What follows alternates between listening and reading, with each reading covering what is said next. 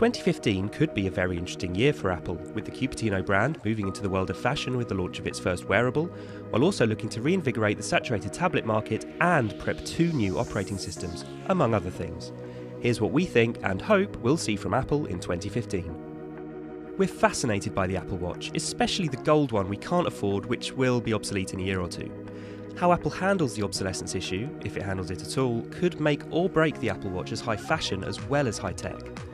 We're also keen to see what developers come up with, because so far there's no killer app for the Apple Watch or any other smartwatch. What they do is interesting and often cool, but so far there's been nothing must-have that we can't live without. Here's hoping we see that in 2015. The process of putting Retina displays in everything Apple will surely continue in 2015. Last year it arrived in the iMac with Retina 5K display, but we should start to see them appear in the smaller iMacs and hopefully in a Retina MacBook Air too. We know Apple wants to make it, but processor delays have stymied the appearance of a Retina display in its ultra-portable laptop. Hopefully 2015's processors will solve that. Sales of iPads have slowed, but they might pick up again in 2015. The iPads people bought in 2012 will be showing their age this year, especially come the next major iOS update. So the updated iPad Airs and Minis we're likely to see towards the end of the year might tempt consumers looking for a replacement.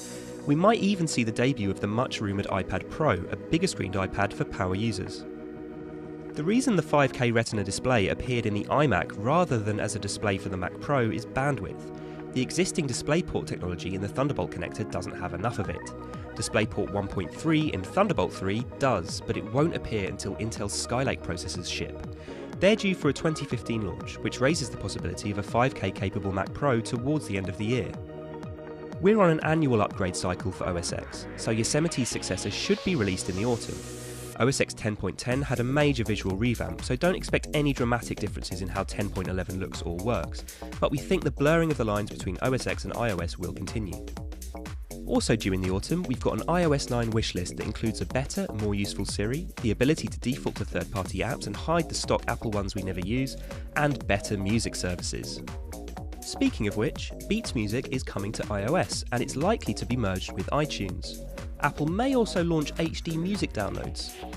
The most recent iPhones support headphones with Lightning connectors for HD audio, and the Mastered for iTunes program means Apple already has the necessary masters for HD files. Apple has established an iPhone rhythm in recent years, with a major redesign every second year and a minor spec bump in between.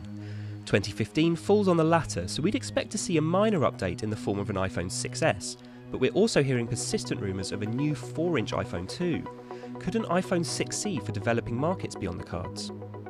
We already know that Apple may be positioning the Apple TV as a HomeKit hub, because the code is in its latest operating system update, and we hope the long-rumoured App Store for Apple TV is imminent too. The market for media streamers is getting awfully crowded, and the rivals are awfully good. We know Steve Jobs said, "If you see a stylus, they blew it," but remember his dismissal of video on iPods, of native iPhone apps, of 7-inch tablets?